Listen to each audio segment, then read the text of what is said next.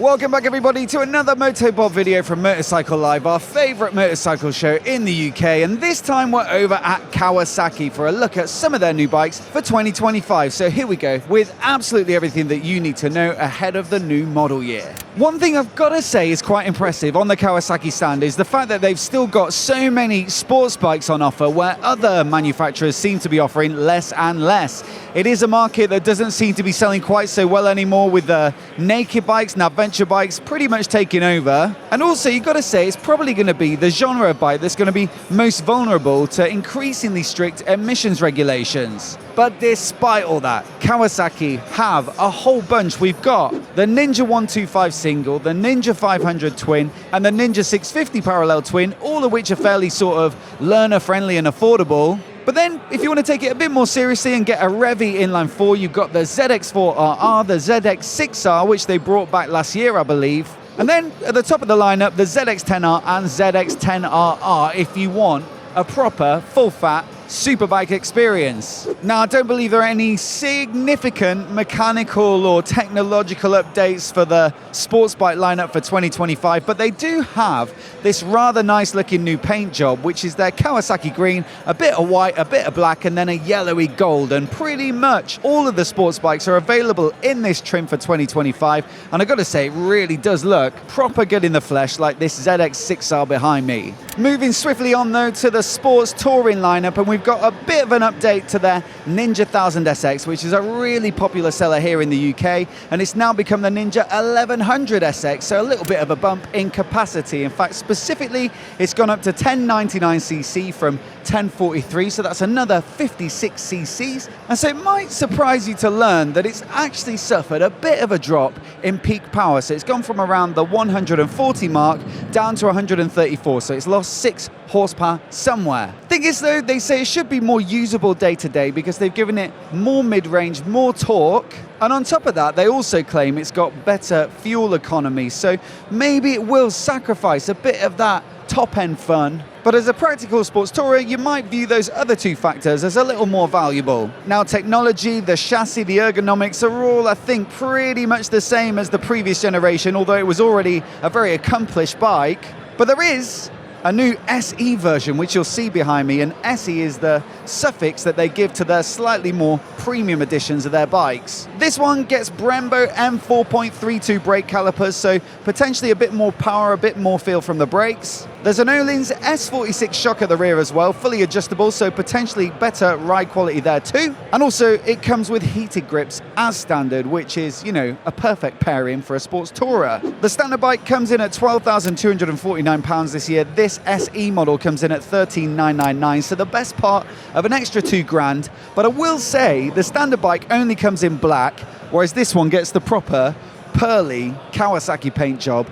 And so it might even be worth it just for that alone. Now, before we get on to the next bike, I just want to say a massive thanks to Cardo for supporting the channel and sponsoring this video. Cardo, in our experience, make the best comms headsets on the market. And in particular, we use their Pack Talk Edge and Pack Talk Pro, which are two of their flagship, top-of-the-line products. Both get brilliant sound quality courtesy of their JBL design speakers, excellent noise gating so that your voice is crystal clear through the mic, and also their dynamic mesh communication system, which allows you to pair up to 15 riders in a group with up to a mile between each. And the more people that join, the stronger the connection gets. Then, with the Pack Talk Pro, you also get crash detection, so you can stick an emergency contact in there, and it's got a chip that will detect if you have a spill and alert them immediately. So it's a good bit of extra peace of mind, and so I'd fully recommend checking out the links down in the description to find out more. Once again, a massive thanks to Cardo for their support and for helping us to make videos like this. Now, along with that Ninja 1100 SX, the Versys 1000 also goes from 1000 to 1100 because it's got the exact same engine. In fact, that goes some way to explain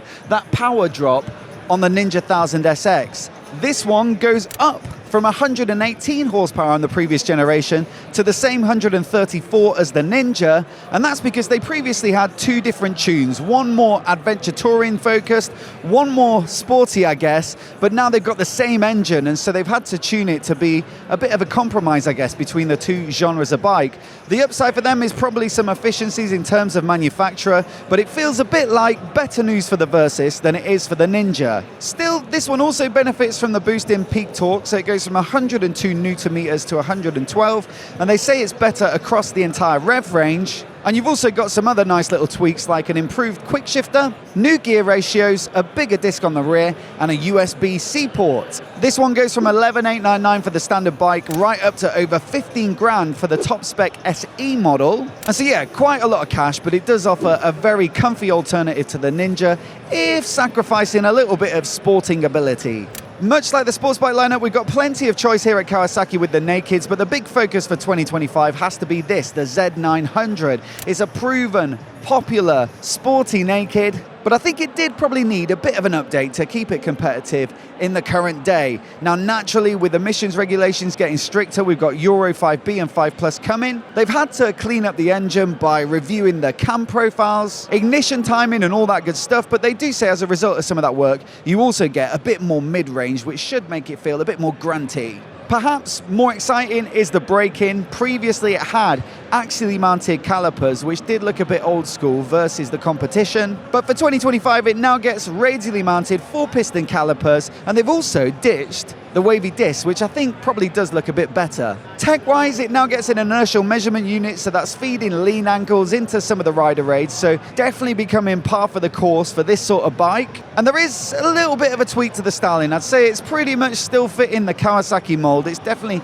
distinctively part of their Tsugomi design language. And you'll see behind me, the silhouette is very much still the Z900, but if you do look closely, the creases and folds and lines have all been reviewed and modernized, and I will say they have made a very nice job of that new tail light. This one also still gets an SE version, so this one's got Brembo brakes as well, the Öhlins shock, a slightly fancier paint job, and while we've got no pricing on either yet, I'd still expect this one to massively appeal to anyone who was already a Z900 fan, if not necessarily doing anything major to bring in a new audience. Now, I've got to say that Kawasaki makes some of the best looking retro bikes on the market in my opinion. I really like the Z650RS with the parallel twin from the Z650 and Ninja 650, but the crème de la crème for me has always been this, the Z900RS, which is roughly based upon the Z900 we just looked at, but with a brilliant retro-inspired styling package that dates back to the iconic Z1 of the 1970s. Thing is though, interestingly, normally they do this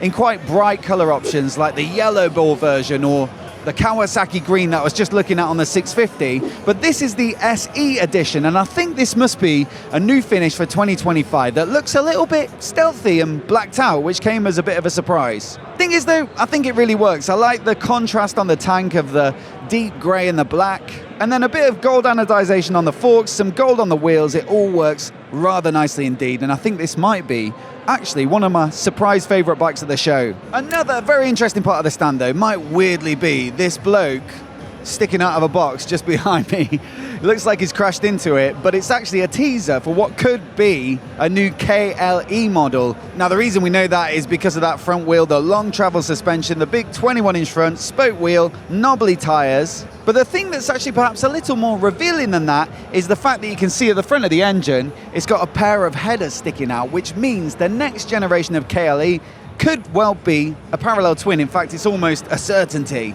That means it might use the 500 twin perhaps from the Z500, the Ninja 500 and other bikes like that. And so yeah, potentially another good option in this booming, middleweight, affordable, dual sport come mini adventure bike kind of market where we've seen loads of bikes recently. The new 390 Adventure R, the BMW F450 GS concept, the CF Moto 450 MT has sold really well in the past year or so. So yeah, it seems like manufacturers are answering the demand for these more manageable bikes to take off-road, and this could be another good option. So there we go with a bit of a rundown of the Kawasaki lineup for 2025, including some of the new models, and I'd love to know which would be your pick down in the comments below.